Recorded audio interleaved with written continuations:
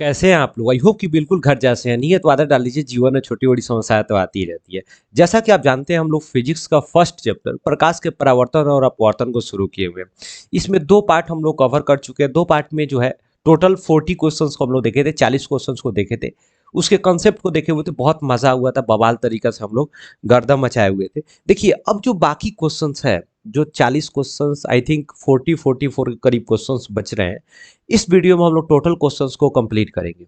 जितना भी कॉन्सेप्ट्स है वो तो मोर और लेस हम लोग देख चुके हैं, क्योंकि वीडियो में ऑब्जेक्टिव क्वेश्चंस है तो बहुत ज़्यादा चीज़ों को नहीं मतलब कि एक्सप्लेन नहीं किया जा सकता है, क्योंकि वीडियो बहुत लंबा चौड़ा हो जाएगा।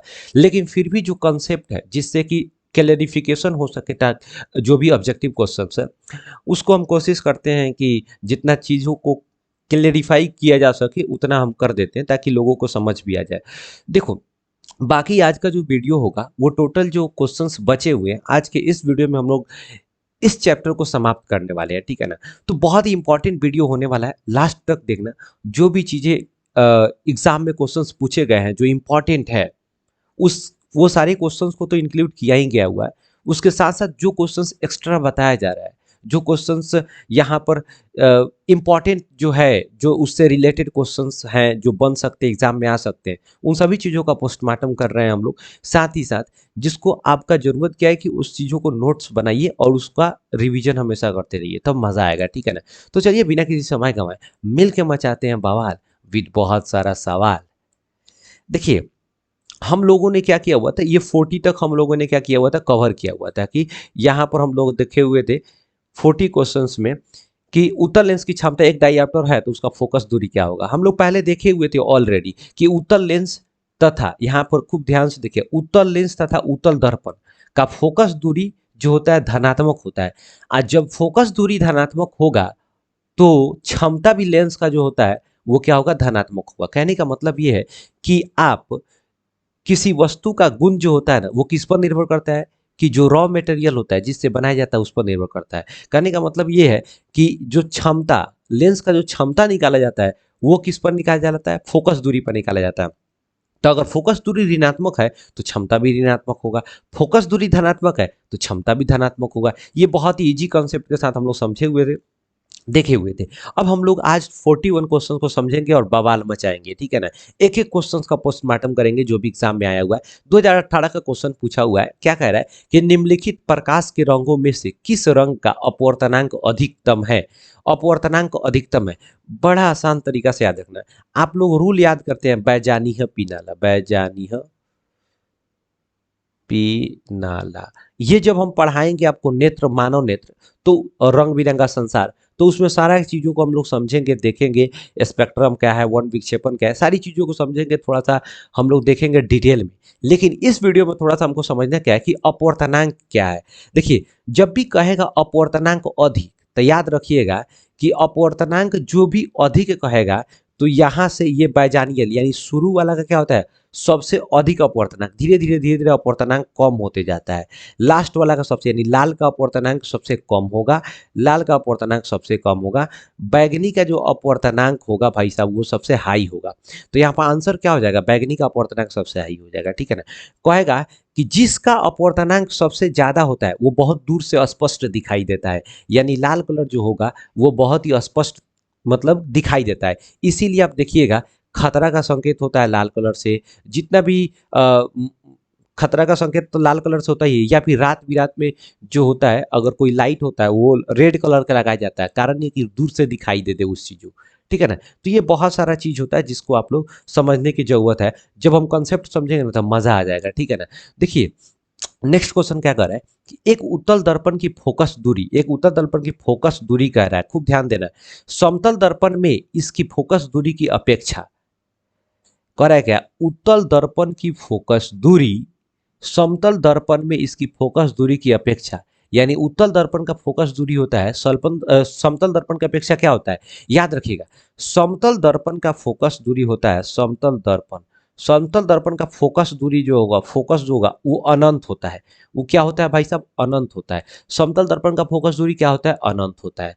और उत्तल दर्पण का फोकस दूरी अनंत नहीं होता है, ठीक है ना। उसका मान आता है, ठीक है ना। कम भी हो सकता है, ज्यादा भी हो सकता है, वो अलग चीज की बात, अनंत नहीं होता है। तो इसीलिए जब अनंत है तो उसका तो कोई मापे नहीं है, वो अनंत है, सबसे बड़ा है। तो इसीलिए उत्तल दर्पण का फोकस दूरी क्या होगा, कम होगा। बात आई थिंक कि समझ आ रहा होगा आपको। कहेगा क्या, किस दर्पण का फोकस दूरी धनात्मक होता है, तो उत्तल दर्पण का फोकस दूरी धनात्मक होता है। किस लेंस का फोकस दूरी धनात्मक होता है, तो उत्तल लेंस का। देखिए उत्तल, जब भी उत्तल दर्पण या लेंस आएगा तो उत्तल का मतलब उठल, तो उठल होगा यानी वो क्या होगा, बड़ा होगा, ठीक है ना, उठा हुआ होगा। तो उठा हुआ होगा यानी धनी मनी होगा, माने एक कंसेप्ट समझिए, ठीक है ना। तो वो ऋणात्मक नहीं हो सकता है, वो हमेशा धनात्मक होगा, ठीक है ना। अवतल, अवतल जो उठा हुआ नहीं हो, अ का मतलब नहीं, उतल का मतलब उठा हुआ, जो उठा हुआ नहीं हो उसे अवतल दर्पण कहते हैं, या फिर क्या कहते हैं यहाँ पर, अवतल लेंस कहते हैं। बात समझे कि नहीं, बड़ा आसान भाषा में आप समझिएगा। तो अउतल का मतलब हो गया धंसा हुआ, धंसा हुआ का मतलब हो गया कि पिछड़ा हुआ, पिछड़ा हुआ का मतलब हुआ ऋणात्मक, ठीक है ना। ये चीजें आपको समझ आ गया। नेक्स्ट हम लोग देखते हैं, कह रहा है क्या कि निम्नलिखित में से कौन उत्तल दर्पण की फोकस दूरी है जिसकी वक्रता त्रिज्या 32 सेंटीमीटर है। जब वक्रता त्रिज्या यानी आर जो होगा 32 है, तो एफ कितना हो जाएगा, तो R/2 हम लोग फॉर्मूला निकालते हैं। तो 32 के भागा 2 कीजिएगा तो 16 आ जाएगा। लेकिन बात 16 का नहीं है, बात 16 के साथ साथ धनात्मक की ऋणात्मक, क्योंकि यहाँ 16 धनात्मक भी है, यहाँ 16 ऋणात्मक भी है। तो आंसर क्या होगा, तो उत्तल दर्पण, तो उत्तल दर्पण और उत्तल लेंस क्या होगा, उठल है, उठल है मतलब धनात्मक है, तो यानी प्लस होगा। आंसर क्या होगा, प्लस 16 सेंटीमीटर। बड़ी आसान भाषा में आप लोग याद कीजिएगा, मजा आएगा एकदम बिल्कुल बवाल तरीका से, ठीक है ना। अब चलिए हम लोग आगे देखते हैं, करें क्या, दंत विशेषज्ञ किस दर्पण का उपयोग मरीजों को दांतों का बड़ा प्रतिबिंब देखने के लिए करता है। ए भाई, बहुत आसानी से समझो। यहाँ पर कह रहा है क्या कि दंत विशेषज्ञ जो होता है ना भाई साहब, वो क्या करता है कि अवतल दर्पण का प्रयोग करता है। अवतल दर्पण में हम आपको बताए थे कि जब अवतल दर्पण में हम प्रतिबिंब देखते हैं, तो अगर फोकस के अंदर, दर्पण के और फोकस के बीच में अगर कोई वस्तु रखते हैं, ठीक है ना, और दर्पण के बीच और वस्तु के बीच फोकस दूरी, मतलब यार कंफ्यूज हो गया, मतलब कहना क्या जा रहा है कि जब कोई वस्तु जो होगा वो दर्पण के, बात समझे कि नहीं, फोकस और उसके ध्रुव के बीच होगा, तो मान लो यहाँ पर फोकस है, अगर इसके बीच है, तो यहाँ पर जो प्रतिबिंब बनेगा वो दर्पण के, अवतल दर्पण के पीछे बनेगा, बड़ा प्रतिबिंब बनेगा। जब पीछे बनेगा यानी सीधा प्रतिबिंब, काल्पनिक प्रतिबिंब बनता है। इसीलिए जो डॉक्टर होता है, कान नाक आंख ये सब में जो अगर वहां पर प्रयोग करता है तो अवतल दर्पण का प्रयोग करता है, ताकि अगर दांत देखना है तो थोड़ा सा बड़ा दिखाई दे, तो अंदर का जो प्रॉब्लम है, मान लो कीड़ा लगा है, क्या लगा है, तो आसानी से देख लेगा। और वही उत्तल दर्पण का प्रयोग तो छोटा दिखाई देगा, तो छोटा दिखाई देगा तो वो तो औरों नहीं दिखाई देगा। ऐसा ही मुंह के अंदर देखना है, तो मुंह के अंदर देखना है तो ऐसा दर्पण होना चाहिए जो बड़ा करके दिखाए, ठीक है ना। उसके बाद क्या होता है, कभी कभी टॉर्च वगैरह यूज किया जाता है, तो उसमें अवतल दर्पण का प्रयोग इसलिए किया जाता है ताकि वो अवतल दर्पण का जो आने वाली जो जो किरण होता है वो क्या कर देता है, अपसरित कर देता है, एक बिंदु पर कर देता है, तो गोट हो जाता है। तो गोट हो जाएगा तो अंदर तो खूब आसानी से दिखाई दे देता है, बस समझ नहीं। और उसके बाद वहां पर क्या किया जाएगा, अवतल दर्पण का प्रयोग किया जाएगा। तो उससे दो फायदा, वहां पर जो प्रतिबिंब होगा अंदर का वो बड़ा करके दिखाएगा, ऊपर उठा के दिखाएगा। तो इससे क्या होगा, आसानी से अंदर, कान के अंदर गूंज है कि दांत के अंदर खोड़ीला हो गया है कि सड़ गया है, क्या होगा, बड़ी आसानी से देख लेता है आदमी। आई थिंक ये वाला बात समझ आ रहा होगा। क्या बनाएगा यहाँ पर, जो चिकित्सक होते हैं, डॉक्टर होते हैं, वो किस दर्पण का प्रयोग करते हैं, अवतल दर्पण का। उसके बाद आप देखिएगा, जाइएगा आप सैलून वगैरह में, तो वहां पर जो दर्पण का प्रयोग किया जाता है अवतल दर्पण का, ताकि वहां पर भी सीधा प्रतिबिंब दिखाई दे, बड़ा प्रतिबिंब दिखाई दे। तो जो केस कटवाने वाला आदमी है वो थोड़ा सा अच्छा उसको दिखेगा। घर पे आकर समतल दर्पण में देखता है तो उसको चोर की तरह दिखने लगता है, छोटा छोटा। क्यों, क्योंकि समतल दर्पण में जैसा होगा वैसा ही दिखाएगा। और वहाँ तो हम लोग जो सैलून में देखे थे वो तो अवतल दर्पण था, बड़ा था, ठीक है ना। तो देखने में बड़ा अच्छा लग रहा था, हम लोग खूब कटवा लिए, एकदम मस्त लग रहा था। कि घर पाए देखे तो जा भाई तो बहुत छोटा हो गया, ठीक है ना। ये सारी चीजें होती है। हेडलाइट में भी जो होता है उसमें भी अवतल दर्पण का प्रयोग किया जाता है। तो अवतल दर्पण का प्रयोग उसमें दो कारण से किया जाता है। एक तो फैलाने के लिए, बस समझे कि नहीं, प्रकाश को फैलाने के लिए। और दूसरा क्या होता है कि फोकस कर, मतलब कि समानांतर प्रकाश को ले जाने के लिए, क्योंकि वहां पर जो बॉल लगा रहता है, फोकस पर लगा रहता है, और वहां से जब बढ़ता है तो वहां से प्रकाश जो होता है समानांतर अनंत की तरफ भागता है, ठीक है ना। इसलिए बड़ी आसानी से दिख जाता है।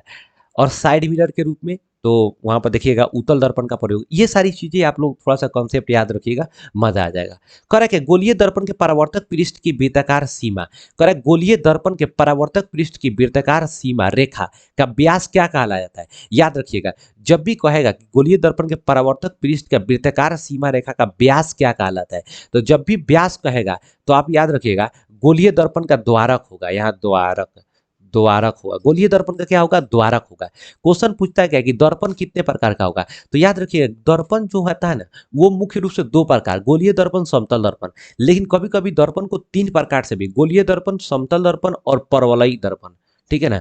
जैसे गोलीय दर्पण तो टोटल एक खोखला गोला का भाग होगा, उसके बाद समतल दर्पण समतल होगा, परवलयी दर्पण जो होता है ना वो गोला नहीं होता है, ऐसे होता है, ऐसे होगा। तो ये गोल नहीं है, गोला ऐसे होगा, गोल ऐसे कहा जाएगा, ठीक है ना।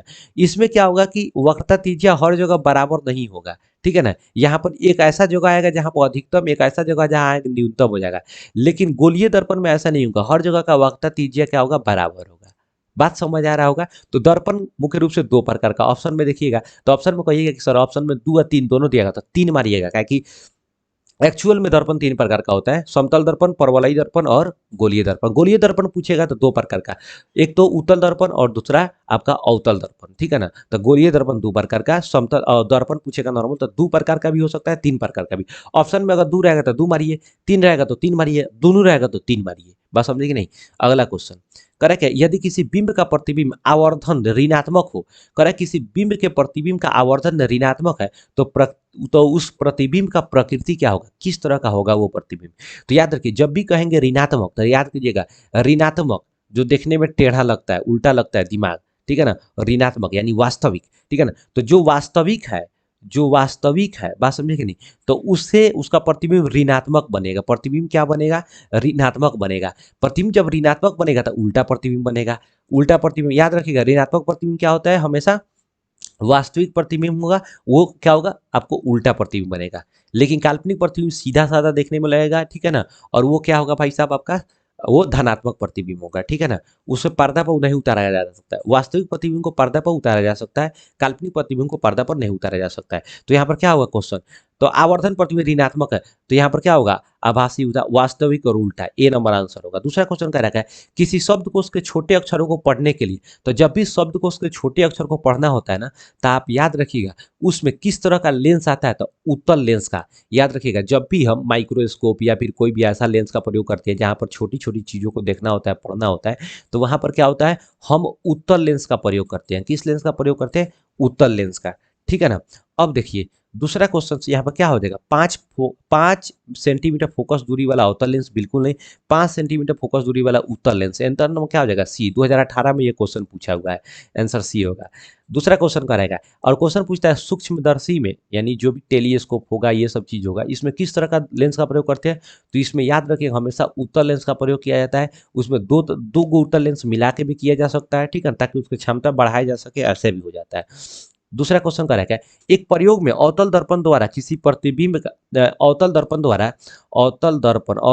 द्वारा किसी, यहाँ पर रेड कलर का कर ले तो कैसा रहेगा यार, थोड़ा सा अच्छा हो जाएगा। हाँ, यहाँ पर देखो आप समझ, थोड़ा सा मोटा मैं कर लूँ यार। ओ भाई साहब, रेड में कर लेता हूँ यार।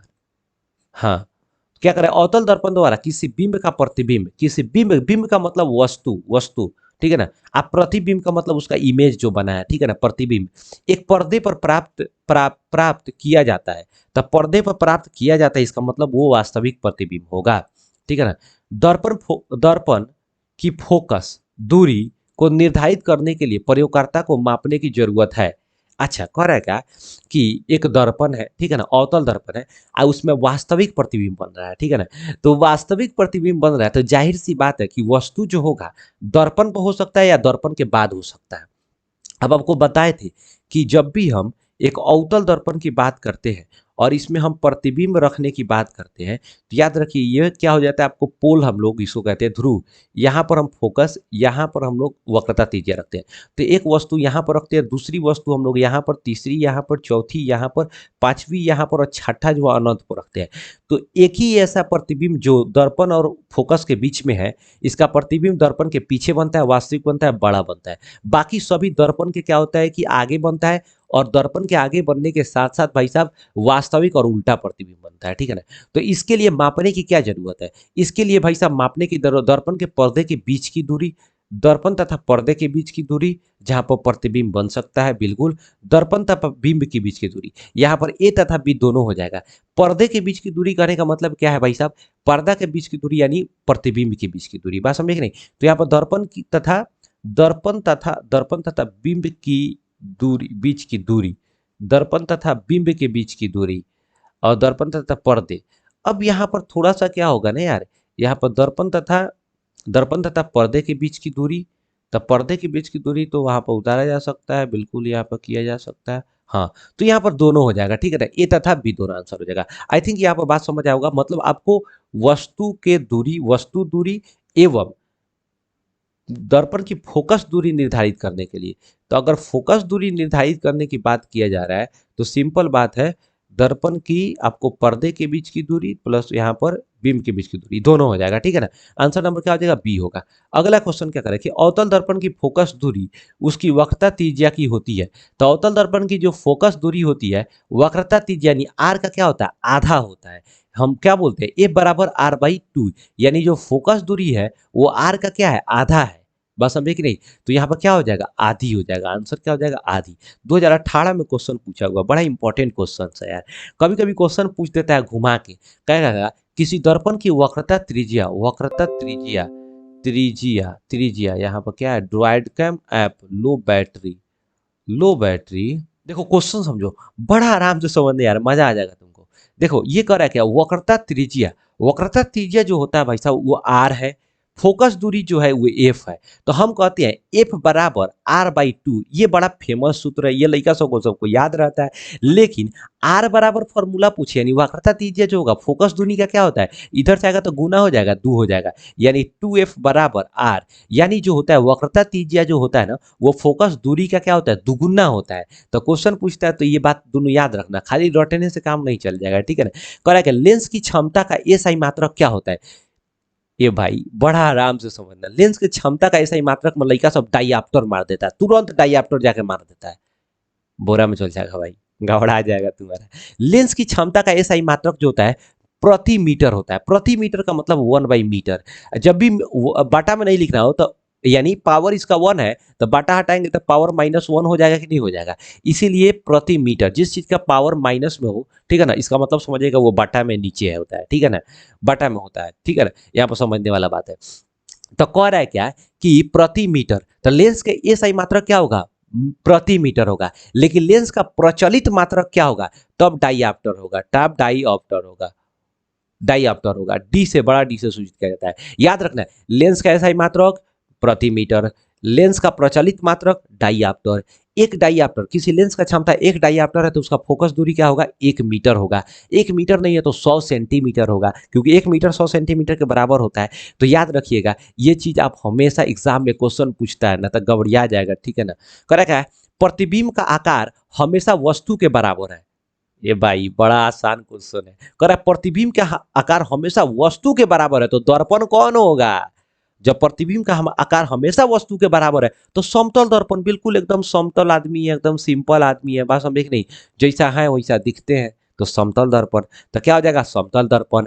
अगर कहेगा कि बड़ा और छोटा दोनों बन रहा है तो अवतल दर्पण, देखो ना, बड़ा अवतल, अवतल ये बहुत बड़ा है तो अवतल दर्पण।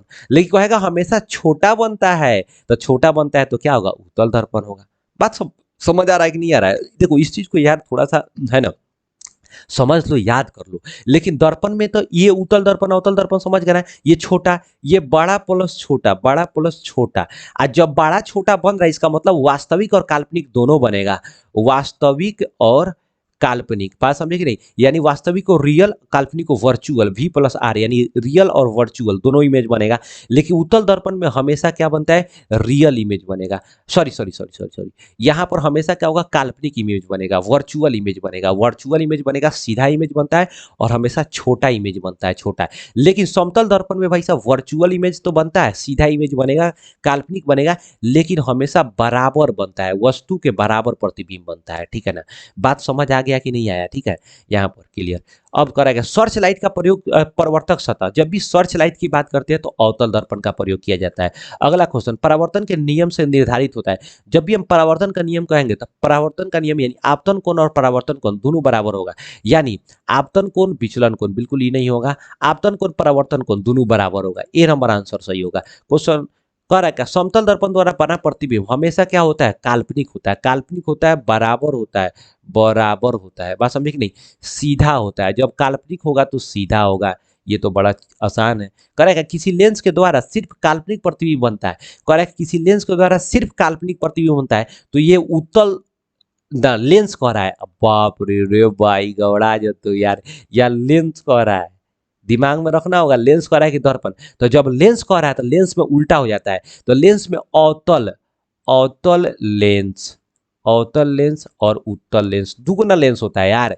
तो अवतल लेंस, उत्तल लेंस, तो हम तो आपको बताए थे कि अवतल दर्पण में हमेशा काल्पनिक और वास्तविक दोनों बनता है, लेकिन उत्तल अवतल सॉरी अवतल दर्पण में हमेशा काल्पनिक और वास्तविक दोनों बनता है। लेकिन जब हम कहेंगे लेंस तो याद रखिएगा, लेंस में भाई साहब उत्तल लेंस में, उत्तल लेंस अवतल दर्पण की तरह होगा, अवतल दर्पण की तरह होगा। यानी उत्तल लेंस में हमेशा क्या होगा? काल्पनिक और वास्तविक दोनों प्रतिबिंब बनेगा, जैसे अवतल दर्पण में बनता था। ठीक है ना? उसी तरह अवतल लेंस और अवतल लेंस, अवतल लेंस और उत्तल दर्पण, उत्तल उत्तल दर्पण ये दोनों सेम होगा। अवतल लेंस और उत्तल दर्पण क्या होगा? दोनों सेम होगा। यानी जिस तरह अवतल लेंस यानी उत्तल दर्पण में देखे थे कि हमेशा काल्पनिक प्रतिबिंब बनता है, छोटा प्रतिबिंब बनता है, ठीक उसी तरह अवतल लेंस में भी हमेशा काल्पनिक और छोटा बनता है। उत्तल लेंस में क्या होता है? हमेशा वास्तविक और काल्पनिक दोनों, बड़ा और छोटा दोनों। उसी तरह अवतल दर्पण में बड़ा और छोटा दोनों बनता था, काल्पनिक और वास्तविक दोनों बनता था। ये चीज क्लियर हुआ? तो किस लेंस द्वारा सिर्फ काल्पनिक प्रतिबिंब बनेगा? तो सिर्फ काल्पनिक कह रहा है, तो सिर्फ काल्पनिक का वो कह रहा था अवतल लेंस, क्योंकि उत्तल दर्पण में क्या देखे थे हम लोग? सिर्फ काल्पनिक प्रतिबिंब बनता है। तो उत्तल दर्पण का उल्टा क्या हो जाएगा? अवतल लेंस हो जाएगा। उत्तल का उल्टा अवतल, तो में लेंस हो जाएगा, लेंस में उल्टा हो जाएगा। ठीक है ना? तो अवतल लेंस क्या हो जाएगा? अवतल लेंस में हो जाएगा। देखो हम इस चीज को आंसर हम टिक आउट कर देते तुरंत तुरंत हो जाता है, लेकिन हम क्या चाह रहे हैं कि कॉन्सेप्ट समझो। कॉन्सेप्ट समझ जाओगे ना तो बिल्कुल बवाल मचाया जा सकता है एग्जाम हॉल में। ठीक है ना? बिल्कुल। अगला क्वेश्चन क्या कर रहा है कि किसी बिंब का वास्तविक तथा समान साइज, देखो कह रहा है क्या? वास्तविक प्रतिबिंब बन रहा है और समान साइज का प्रतिबिंब बन रहा है, प्राप्त करने के लिए बिंब को उत्तल लेंस में सामने कहाँ रखेंगे? तो उत्तल लेंस में सामने कहाँ रखेंगे? देखो क्या कह रहा है क्वेश्चन कि बराबर प्रतिबिंब बनना है, वास्तविक और बराबर। तो क्वेश्चन हम याद करो, हम प्रतिबिंब का साइज बताए थे या नंबर बताए थे? तो नंबर बताए थे, तो नंबर अगर याद रखेंगे तो हो जाएगा नहीं? तो बराबर प्रतिबिंब, तो सबसे पहले क्या बोलता है? बड़ा, फिर उसके बाद सबसे बड़ा, फिर उसके बाद बड़ा, फिर आ गया बराबर। बस समझ रहे? तो चौथा नंबर का प्रतिबिंब, तो चौथा नंबर का अगर प्रतिबिंब है तो हम आपको बताए थे कि उत्तल लेंस है, तो इसमें क्या कीजिए? तुरंत आप क्या कीजिए? यहाँ पर खींच लीजिए। ठीक है ना? तो इसमें दो गो प्रतिबिंब, तो पहल का प्रतिबिंब तो इधर वस्तु के साइड बनेगा, वस्तु के पीछे, तो एगो तो प्रतिबिंब इधर बन गया। दूसरी का प्रतिबिंब जो बनेगा भाई साहब, यहाँ क्या कर रहा है कि वास्तविक बन रहा है, तो दूसरी का प्रतिबिंब अनंत पर बनेगा। ठीक है ना? तो तीसरी का प्रतिबिंब क्या होगा? यहाँ वस्तु रखने की, वस्तु कहाँ रखने की बात कर रहा है, सॉरी सॉरी, तो वस्तु रखने की बात कर रहा है। तो चौथा नंबर इमेज में एक तो दर्पण और फोकस यानी F1 के बीच और दूसरा F2 के बीच, यानी दो को फोकस होता है ना वस्तु को रखने के लिए, तो पहले का बीच में रखेंगे, फिर इस पर रखेंगे, इस पर रखेंगे और तीसरा F2 पर रखेंगे। तो अब याद रखिए क्वेश्चन कहाँ रखेंगे? तो लेंस के दूसरा मुख्य फोकस पर। लेंस के कहाँ पर रखेंगे? लेंस के मुख्य फोकस पर नहीं, लेंस की दूरी की दुगुनी, फोकस दूरी की दुगुनी दूरी पर। आंसर क्या हो जाएगा? बी नंबर, फोकस दूरी। यानी हम बताए थे कि दर्पण में फोकस दूरी, फोकस एक होता है, दर्पण में क्या होता है? फोकस एक होता है, जबकि लेंस का फोकस दो होता है, उसमें वक्रता तीजा नहीं होता है। तो लेंस का जो पहला फोकस होता है फिर सेम उतना ही दूरी पर आगे जाकर के दूसरा फोकस होता है। जैसे देखिए ये पहला फोकस, ये दूसरा फोकस। तो इस लेंस के फोकस दूरी के दुगुनी दूरी पर नहीं हो गया? बात समझ आ रहा है कि नहीं आ रहा है? तो लेंस के फोकस दूरी के दुगुनी दूरी पर, यानी यहाँ पर बी नंबर आंसर हो जाएगा, यानी दूसरा फोकस पर जब वस्तु को रखेंगे तो समान आकार का बनेगा। चौथा नंबर इमेज है, ठीक है ना। पहला दर्पण और फोकस के बीच में, दूसरा फोकस पर, तीसरा जो वस्तु रखेंगे पहला फोकस और दूसरा फोकस के बीच में, चौथा जो इमेज रखेंगे वो क्या रखेंगे भाई साहब, आपका फोकस पर रखेंगे। तो ये आसान भाषा में समझ जाओगे, ठीक है ना यार। बस केवल में आपको प्रैक्टिस करना होगा, हम जो ट्रिक बताए थे।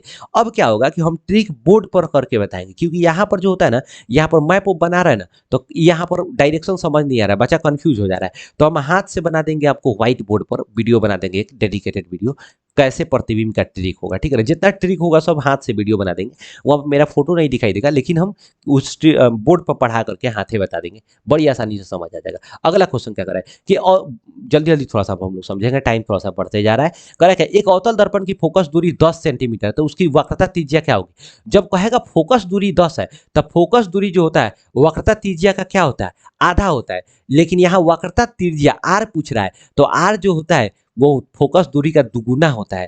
तो याद देखिए, यहाँ अवतल दर्पण कह रहा है, तो अवतल दर्पण कह रहा है, तो यहाँ पर प्लस माइनस का चिन्ह तो नहीं किया है, अगर प्लस माइनस रहता है तो माइनस हो जाता है, ठीक है ना। यानी फोकस दूरी 2 है तो वक्रता त्रिज्या 20 सेंटीमीटर हो जाएगा। फोकस दूरी 10 सेंटीमीटर है, तो यहाँ पर वक्रता त्रिज्या दुगुना हो जाएगा, यानी 20 सेंटीमीटर हो जाएगा। अगला क्वेश्चन कर रहा है काल्पनिक प्रतिबिंब होता है, काल्पनिक प्रतिबिंब हमेशा क्या होता है? सीधा होता है। अगला क्वेश्चन कर रहा है सरल सूक्ष्मदर्शी में किसका उपयोग होता है? उत्तल लेंस का। दर्पण कहाँ से होगा यार? सूक्ष्मदर्शी में कभी भी दर्पण का प्रयोग नहीं होता, लेंस का प्रयोग होगा उत्तल लेंस का, ठीक है ना। अगला क्वेश्चन करा क्या है, किसी बिंब का अवतल दर्पण द्वारा बना प्रतिबिंब आभासी, किसी बिंब का अवतल दर्पण द्वारा बना प्रतिबिंब बिंब जो है आभासी तथा बिंब से बड़ा पाएगा, वस्तु की स्थिति क्या होगी? तो देखिए वस्तु का स्थिति प्रथम स्थिति होगी, तो प्रथम स्थिति जो होगा कह रहा है कि अवतल दर्पण में, तो वस्तु के यानी दर्पण और फोकस दूरी के बीच होगा। तो क्या कर रहा है, वह दर्पण के ध्रुव यानी दर्पण के ध्रुव का मतलब ये होता है, हम यहाँ से निकालेंगे तो इसी को ना ध्रुव कहते हैं, ये वाला पॉइंट हुआ इसी को ध्रुव कहते हैं। आइए फोकस है, तो वस्तु को यहाँ पर रखेंगे तब वस्तु से बड़ा प्रतिबिंब और आभासी और काल्पनिक प्रतिबिंब बड़ा प्रतिबिंब बनेगा। तो दर्पण के ध्रुव और मुख्य फोकस के बीच में रखेंगे। अगला क्वेश्चन क्या रखा है, एक उत्तल लेंस क्या होता है? एक उत्तल लेंस हमेशा याद रखेगा, उत्तल लेंस और अवतल दर्पण ये हमेशा अभिसारी होते हैं, अभिसारी अभिसारी, क्योंकि अनंत से आने वाली प्रकाश की किरणों को यह अभिसारित कर देती है, यानी एक बिंदु पर क्या कर देती है? इकट्ठा कर देती है, यानी अनंत से आने वाली प्रकाश की किरणों को वो एक बिंदु पर क्या कर देती है? अभिसारित कर देती है, यानी एक बिंदु पर अभिसारित कर देती है। इसीलिए यहाँ पर क्या होता है? अभिसारी। अच्छा अच्छा, ये मोटा पतला पूछ रहा है उत्तल लेंस जो होता है भाई साहब ये आकार का होता है, कह रहा है उठल, तो उठल होगा तो बीच में क्या होगा? उठल होगा। यानी इस पर अच्छा से हमको नहीं बनाने आ रहा है, ऐसे कर देंगे तो यार हो जाएगा, क्या हो जाएगा? बीच में उठा हुआ प्रतिबिंब। तो क्या क्या करें कि सभी जगह समान मोटाई नहीं, बिल्कुल नहीं, किनारों की अपेक्षा बीच में मोटा होता है, तो उत्तल लेंस उठल होता है, यानी बीच में मोटा होता है किनारों की अपेक्षा, जबकि अवतल लेंस किनारा में मोटा होता है, बीच में पतला होता है। दूसरा क्वेश्चन क्या कर रहा है यार, यहाँ पर खूब आराम से समझना।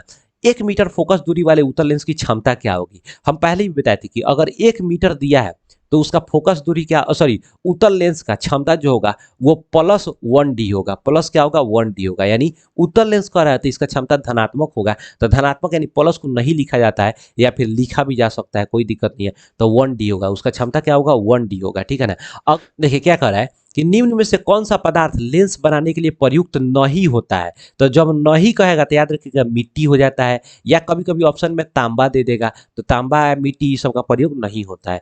कांच का प्रयोग होता है, जल का प्रयोग होता है, प्लास्टिक का प्रयोग होता है, बस समझ लेते ये सब ऑप्शन रहेगा, तो आप जरूर आंसर मार दीजिएगा, ठीक है ना।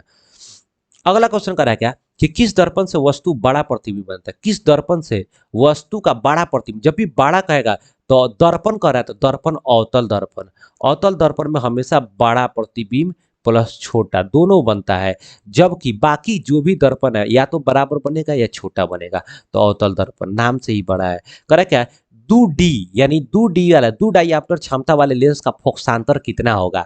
यार देखो बड़ी आसान तरीका है यार याद करने का, इस चीज को प्राप्त करने का। हम करें क्या P = 1/f, तो 1/f ये 1 मीटर को दर्शाता है। लेकिन अगर ऑप्शन सेंटीमीटर में दिया है, ठीक है ना, तो आप याद रखिएगा इस 1 को 100 बना लेना है, क्योंकि 1 मीटर जो होता है 100 सेंटीमीटर के बराबर होता है। तो 100/f भी तो हो सकता है, p बराबर 100/f, यानी 100 सेंटीमीटर का बात कर रहा है यहाँ पे, ये सेंटीमीटर को दर्शाता है। तो कह रहा है कि p कितना है, p है 2, ठीक है ना, और ये 100/f, तो इसका फोकसांतर यानी फोकस दूरी, तो p इधर आएगा, हाई देखो f इधर आएगा तो 2f हो जाएगा। ये पूरा डिटेल हालांकि हम f बराबर तुरंत दूसरे भाग देके निकाल सकते थे, लेकिन डिटेल तो 2f बराबर क्या हो जाएगा 100, तो ये 2 इधर आकर बटा में हो जाएगा तो 50, तो क्या आंसर हो जाएगा 50 सेंटीमीटर। तो 2D क्षमता वाले फोकसांतर लेंस का फोकसांतर क्या होगा 50 सेंटीमीटर। अगर कहता कि किसी लेंस का फोकस दूरी जो है 50 सेंटीमीटर है, ठीक है ना, तो उसका उसका क्या कहेगा, उसका क्षमता बताइए। तो क्षमता बताने के लिए p बराबर क्या होगा 1/f, यानी फोकस दूरी क्या रखेंगे हम लोग f, तो फोकस दूरी 50 सेंटीमीटर है, तो जब फोकस दूरी सेंटीमीटर में दिया है तो ये 1 नहीं रखेंगे, इसको हम 100 बना लेंगे, क्योंकि फोकस दूरी सेंटीमीटर में है, इसीलिए इसको हम 50 से डिवाइड करेंगे तो क्या हो जाएगा 2d हो जाएगा। यहाँ पर क्या हो जाएगा 2d यानी क्षमता। अगर कहेगा अगर फोकस दूरी 25 सेंटीमीटर है, 25 सेंटीमीटर है, तो उसका क्षमता क्या होगा, तो 25 सेंटीमीटर फोकस दूरी है तो 100/25, ठीक है ना, क्योंकि सेंटीमीटर में फोकस दूरी दिया है, तो क्या हो जाएगा सेंटीमीटर यहाँ 25 में तो 4, यानी क्या हो जाएगा 4d इसका क्षमता हो जाएगा। अगर कहेगा भाई साहब की फोकस दूरी 10 सेंटीमीटर है, तो क्षमता कितना होगा, तो 100 में 10 से भाग करेंगे तो 10 डाईऑप्टर, यानी 10d आंसर हो जाएगा। बात समझिए कि नहीं, ये बहुत आसान है यार, कंसेप्ट समझना जरूरी है। कह रहा है क्या किसी गोलीय दर्पण की वक्रता त्रिज्या 50 सेंटीमीटर है। कह रहा है फिर यहाँ पर बात समझो, किसी गोलीय दर्पण की वक्रता त्रिज्या 50 सेंटीमीटर, तो उसकी फोकस दूरी क्या होगी, तो यानी आर दिया है 50, एफ निकालना है, तो एफ बराबर r/2, तो 50/2 करेंगे तो 25 सेंटीमीटर, सेंटीमीटर दिया है तो यहाँ पर सेंटीमीटर आंसर हो जाएगा। अगला क्वेश्चन कर रहा है क्या कि अवतल दर्पण से परावर्तन के बाद किरण किस बिंदु से गुजरेगी। अवतल दर्पण से परावर्तन के बाद जो किरण होती है भाई साहब वो फोकस से होकर गुजरती है। याद रखिएगा अवतल दर्पण जो होगा यहाँ से, अगर मान लीजिए अनंत से कोई प्रकाश की किरण आ रहा है, तो वो हमेशा कहाँ से होकर गुजरेगा, फोकस से होकर गुजरेगा। हमेशा कहाँ से होकर गुजरेगा, फोकस से होकर गुजरेगा। बात समझे कि नहीं भाई साहब, फोकस से होकर गुजरेगा। यहाँ पर जो अभिसर, इसीलिए इसको अभिसारी दर्पण, अवतल दर्पण को क्या कहते हैं, अवतल दर्पण या उत्तल लेंस, इसको क्या कहते हैं अभिसारी दर्पण या अभिसारी लेंस कहते हैं। उत्तल दर्पण या अवतल लेंस इसको अपसारी दर्पण अपसारी लेंस कहते हैं। बात समझे, ये कॉन्सेप्ट याद रखिएगा। तो आंसर क्या हो जाएगा, ये फोकस से होकर गुजरती है। किससे होकर गुजरती है, फोकस से। क्वेश्चन 2011 में पूछा हुआ है और 2019 में भी क्वेश्चन पूछा हुआ है, ठीक है ना। यहाँ पर डेट लिखना हम भूल गए हैं, ठीक है ना। अगला क्वेश्चन क्या कर रहा है, किसी उत्तल लेंस का फोकसांतर जो है, उत्तल लेंस कह रहा है, तो उत्तल लेंस का फोकसांतर 50 सेंटीमीटर है, तो उसकी क्षमता क्या होगी। तो जब भी हम बोले थे सेंटीमीटर में अगर फोकस दिया है तो 100 में डिवाइड करेंगे, तो 100 में 50 से डिवाइड करेंगे तो 2 मरतबे कट गया। अब 2 यहाँ पर देखिए प्लस माइनस दोनों दिया है, तो यहाँ तो उत्तल दिया है, तो उत्तल लेंस का फोकस दूरी हमेशा धनात्मक होता है, इसीलिए उसका जो क्षमता होगा वो भी धनात्मक होगा। आंसर क्या हो जाएगा, डी हो जाएगा। अगला क्वेश्चन क्या कर रहा है कि किसी दर्पण से वस्तु को कहीं भी रखने पर वस्तु के बराबर आकार का सीधा प्रतिबिंब बनता है। तो हम बताए थे कि बराबर अगर सिंपल प्रतिबिंब बनेगा, सीधा बनेगा, तो समतल दर्पण होगा, ठीक है ना। अगर खाली छोटा बनेगा और सीधा बनेगा तो उत्तल दर्पण होगा, बड़ा और छोटा दोनों बनेगा भाई साहब तो अवतल दर्पण होगा। करे फोटोग्राफी कैमरा में अभिदृश्य के रूप में क्या होता है, उत्तल लेंस का प्रयोग किया जाता है।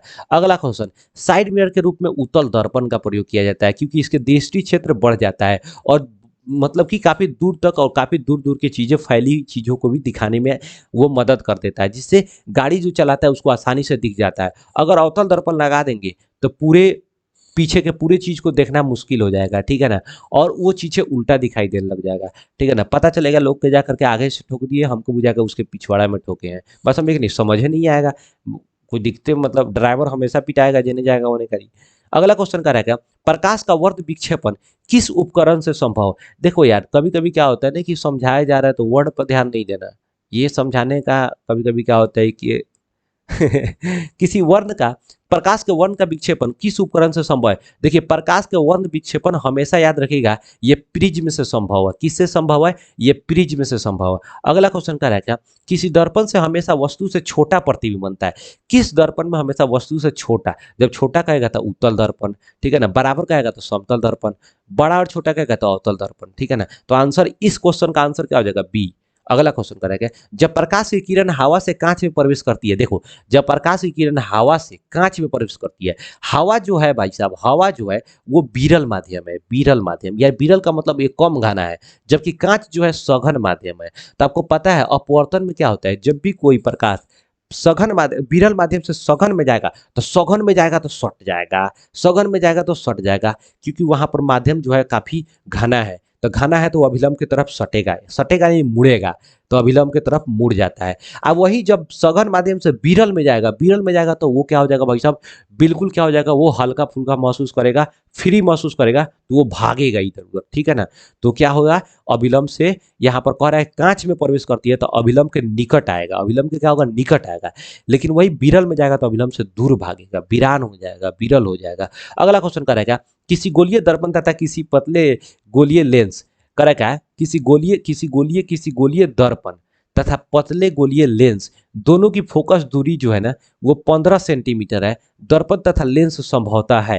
अब देखो, बड़ा आसान क्वेश्चन है, क्वेश्चन देखो, ये एनसीईआरटी का क्वेश्चन है, कह रहा है क्या कि या तो वो दर्पण है या फिर वो लेंस है, और उसका फोकस दूरी -15 सेंटीमीटर है। तो हई 15, 50, 60 ही छोड़ो, यहाँ पर हम एक एक चीज देखेंगे, माइनस है यानी ऋणात्मक है। तो जब भी ऋणात्मक होगा वो अवतल होगा, अउतल, ना उठल, ना उठल मतलब ऋणात्मक, धसल, ठीक है ना। तो यहाँ पर क्या हो जाएगा, दोनों अवतल होंगे, दोनों क्या होंगे, अवतल होंगे। अगर धनात्मक होता तो दोनों उठल होते यानी उत्तल होते। करा क्या, दाढ़ी बनाने के लिए उपयुक्त गोलीय दर्पण में से सीधा प्रतिबिंब प्राप्त करने के लिए चेहरों को कहाँ रखेंगे, दर्पण और फोकस के बीच, क्योंकि अवतल दर्पण में क्या होता है, एक ही स्टेज में ऐसा होता है जो वस्तु का सीधा प्रतिबिंब, बड़ा प्रतिबिंब बनता है। वो कब, जब दर्पण के ध्रुव और फोकस के बीच, कभी कभी कह देगा कि दर्पण और फोकस के बीच, ध्रुव तो बिल्कुल दर्पण पर होता है, बात समझे कि नहीं, दर्पण, तो इसीलिए दर्पण भी कहेंगे, ध्रुव भी कहेंगे, कोई दिक्कत नहीं है, बात समझे कि नहीं। दर्पण में 7 तरह का भी प्रतिबिंब बन सकता है, हम बताए थे कि 6, 7वां प्रतिबिंब ध्रुव पर भी बनता है, लेकिन ध्रुव पर बनता है तो वो बराबर प्रतिबिंब बनता है, वो वस्तु से सटा हुआ प्रतिबिंब। अब कहेगा ध्रुव पर कैसे वस्तु को रखेंगे, तो जब दर्पण होगा साफा दर्पणवा से जाकर एकदम सट जाइए, एकदम ही हुआ, बस समझ नहीं, देख रहा प्रतिबिंब जो बनेगा ना वो बिल्कुल तुम्हारे बराबर बनेगा, साफा दर्पणवा में चिपक जाना, जो भी मिरर उरर होगा एकदम चिपक जाना साफा, ठीक है ना। कभी जाना हो दाढ़ी उड़ी बनवाने तो चिपक जाना, ठीक है ना, बोलना कि रुक जाओ भाई एक्सपेरिमेंट कर रहा है, जो हजाम उजाम होगा, ठीक है। तो क्या हो जाएगा, वक्रता केंद्र पर बिल्कुल गलत, वक्रता केंद्र के बाहर गलत हो जाएगा, वक्रता केंद्र और मुख्य फोकस के बीच ये भी गलत हो जाएगा। यहाँ पर आंसर क्या हो जाएगा, डी नंबर। इसमें वस्तु का जो होगा ना ये डी, यानी में से कोई आंसर नहीं होगा। यहाँ वस्तु क्या होगा, ध्रुव और फोकस के बीच में, ये फोकस है इसके बीच में रखना होगा, यानी ध्रुव और दर्पण के ध्रुव और फोकस के बीच में रखेंगे, या फिर कह सकते हैं दर्पण और फोकस के बीच में, ठीक है ना। तो आंसर नंबर डी, क्योंकि आंसर कोई नहीं होगा इसमें। अगला क्वेश्चन क्या रहेगा, किस दर्पण का दृष्टि क्षेत्र बड़ा होता है, ये राजा, किस दर्पण का दृष्टि क्षेत्र बड़ा होगा जिसे साइड मिरर का प्रयोग किया जाता है, उत्तल दर्पण, तब ना उसको साइड मिरर में लगाते हैं ताकि ड्राइवर वो पीछे ले देख लेगा क्या हो रहा है, पीछे से कोनो कथी चोरा रहा है गाड़ी पर ना। कह रहा है क्या, टॉर्च से किस प्रकार प्रकाश पुंज निकलता है, देखिए जब भी हम टॉर्च की बात करते हैं ना तो उसे समानांतर प्रकाश पुंज निकलता है। जब भी कोई टॉर्च होगा, बात समझे कि नहीं, जब भी कोई टॉर्च होगा तो इससे हमेशा वो क्या होगा, समानांतर प्रकाश पुंज निकलता है, बड़ा दूर तक चला जाता है। अगला क्वेश्चन कह रहा है क्या कि समतल दर्पण को फोकस दूरी होती, समतल दर्पण को फोकस दूरी होता है, अरे यार समतल दर्पण का फोकस दूरी अनंत होता है, आपको पहले भी हम लोग बात कर चुके हैं। कह रहा है कि छोटे अक्षरों को पढ़ने के लिए निम्नलिखित में से कौन सा उपयुक्त होता है, तो 5 सेंटीमीटर वाला उत्तल लेंस, याद रखिएगा। अगला क्वेश्चन कह रहा है, क्वेश्चन ये सब पूछा हुआ है। अगला क्वेश्चन बोला वास्तविक वस्तु का आभासी प्रतिबिंब बनता है, वास्तविक वस्तु का आभासी प्रतिबिंब कहाँ बनेगा, तो हमेशा उत्तल दर्पण में आभासी प्रतिबिंब बनता है, ठीक है ना। समतल दर्पण में भी बन सकता है, अवतल दर्पण में भी बन सकता है। ओ भाई साहब, इसमें से डी नंबर आंसर होगा। देखो कितना लड़का क्या होगा, फटाक देना उत्तल मार देगा, ये राजा गलत हो जाएगा, घरे आ जाइबा, ठीक है ना। ये मार्क्स बड़ी ध्यान से, समतल दर्पण में तो हमेशा वास्तविक आभासी प्रतिबिंब बनेगा, ये वास्तविक पूछ रहा है यार, वास्तविक वस्तु का आभासी, सॉरी सॉरी, वास्तविक वस्तु का आभासी प्रतिबिंब, हम प्रतिबिंब की बात कर रहे हैं, ठीक है ठीक है। तो वो समतल दर्पण में हमेशा आभासी बनेगा, उत्तल दर्पण में भी हमेशा आभासी बनता ही है, जबकि अवतल दर्पण में भी एक स्थिति में आभासी प्रतिबिंब बनता है, कब? जब दर्पण और फोकस के बीच के। तो आंसर क्या हो जाएगा राजा? डी नंबर आंसर होगा। करेगा। प्रकाशिक माध्यम कितने प्रकार का है ये राजा? प्रकाशिक माध्यम दो प्रकार का होता है, एक समांगी प्रकाशी माध्यम, एक विसमांगी प्रकाशी माध्यम, ठीक है ना। जैसे मान लीजिए हवा, हवा से भी प्रकाश जा सकता है, आ सकता है। तो इसमें हवा का जो माध्यम जो ये माध्यम है, प्रकाशी माध्यम जो है, कभी गर्म होता है, कहीं पे ठंडा होता है, कहीं पे धुलकन ज्यादा होता है, कहीं पे कम होता है, ठीक है ना। तो उसे विसमांगी कहते हैं। लेकिन वही कहेंगे जल, ठीक है ना, तो कांच, ये सब समांगी माध्यम है, ठीक है ना। निर्वात, ये समांगी माध्यम है, ठीक है ना। तो यहाँ पर क्या होता है ना कि चीजों को समझने वाला होता है। कहेगा प्रकाशिक माध्यम क्या होता है? तो वह माध्यम जहां से प्रकाश निकल करके हमारे आंखों तक पहुंचता है, वस्तु से प्रकाश निकलेगा और वहां से निकल के हमारे आंखों तक पहुंचेगा, ठीक है ना। तो उसे हम लोग प्रकाशिक माध्यम कहते हैं। क्या कहेगा प्रकाश को गमन करने के लिए माध्यम की आवश्यकता पड़ती है? बिल्कुल नहीं, प्रकाश को गमन करने के लिए माध्यम की आवश्यकता नहीं भी पड़ती है, ठीक है ना। ये किस तरह का तरंग है? तो अनुप्रस्थ तरंग है, विद्युत चुंबकीय अनुप्रस्थ तरंग है। बात समझे कि नहीं? क्वेश्चन ये हमेशा क्वेश्चन घुमा घुमा के पूछता है। दिक्कत ये है कि आप लोग कॉन्सेप्ट नहीं समझते हैं भाई साहब। कॉन्सेप्ट जिस दिन समझिएगा ना, बिल्कुल बवाल मचा के गर्दा उड़ा दीजिएगा, ठीक है ना। अगला क्वेश्चन क्या करे कि निम्नलिखित में से प्रकाशिक माध्यम कौन है? तो प्रकाशिक माध्यम जहां से प्रकाश निकले, तो लकड़ी से निकलेगा, लोहा से निकलेगा, तांबा से निकलेगा, प्रकाश नहीं निकलेगा, क्योंकि अपारदर्शी वस्तु है। यहाँ पर शीशा क्या है? प्रकाशिक माध्यम है, ठीक है। प्रकाशिक माध्यम कहेंगे तब बिल्कुल समझ जाएगा इसका मतलब क्या हो गया कि जहां से प्रकाश निकल सकता है, ठीक है ना।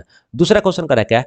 द्वि अवतल लेंस को कहा जाता है। द्वि अवतल लेंस यानी यहां पर उभयो अवतल, उभयो अवतल क्या बोलेंगे? द्वि अवतल लेंस जो होता है ना, वो उभयो अवतल होता है। तो इस तरह का जो लेंस होता है ना भाई साहब, याद रखिएगा, वो अपसारी लेंस, क्योंकि यहां से जो प्रकाश की किरण आएगा ना, यहाँ से जो प्रकाश की किरण आएगा ना, वो फैला देता है, वो क्या करता है? भगा देता है इधर उधर, ठीक है ना। वो एक पूंजी मतलब एक बिंदु पर आकर मिलता नहीं है, लेकिन वही उत्तल लेंस में आकर मिल जाता है। तो अवतल लेंस की बात कर रहा है, द्वि अवतल लेंस, तो ये क्या होता है? अपसारी लेंस होता है। जबकि अवतल लेंस के साथ साथ हम उत्तल दर्पण को भी अपसारी लेंस, अपसारी दर्पण कह सकते हैं, उत्तल दर्पण। इसीलिए हम दोनों को साथ साथ बता रहे हैं ताकि आप बार बार कंपैरिजन, क्योंकि लड़का सबको कंफ्यूजन हो जाता है। अब आप लोगों ने यहाँ पर 85 तक हम लोगों ने क्या किया? कंप्लीट किया। यहाँ पर जो भी इंपॉर्टेंट क्वेश्चन है हम लोगों ने देखा। अब भाई साहब ये टोटल कॉन्सेप्ट आपका जो है ना प्रकाश से संबंधित क्लियर हो गया होगा, हम जानते हैं, क्योंकि अगर आप सही से पढ़े होंगे, सही से नोट्स बनाएंगे, रिवीजन करेंगे, तो इसके बाद हम जान रहे हैं कि टोटल चैप्टर से कहीं से आपको दिक्कत नहीं होने वाला है। अगर नहीं पढ़िएगा तो फिर मेरा क्या हो सकता है, या फिर जो भी होने वाला होगा वो आपका होगा, ठीक है ना। देखिए इतना तो हम लोगों ने कंप्लीट कर लिया। अब जो है कल एक और वीडियो हम डाल देंगे जिसमें हम बताएंगे, यहाँ पर बोर्ड पर बता देंगे, व्हाइट बोर्ड पर मार्कर से, ताकि आपको समझ भी आएगा रियल, मतलब वहाँ पर हैंड का जो होता है ना मतलब वहाँ पर जो एक तरह से मूवमेंट होता है, समझ नहीं आता है। बात समझे कि नहीं? इससे, इस मार्कर से जब पढ़ाते हैं, कहाँ पर मार्कर जा रहा है, कहाँ से कहाँ हम बता रहे हैं, आपको समझ ही नहीं आता है। इसीलिए इसको हम एक वीडियो बना देंगे, जो भी ट्रिक वगैरह होगा वो आपको हाथ से बोर्ड पर बना देंगे, जहाँ पे आपको बहुत आसानी से समझ आ जाएगा।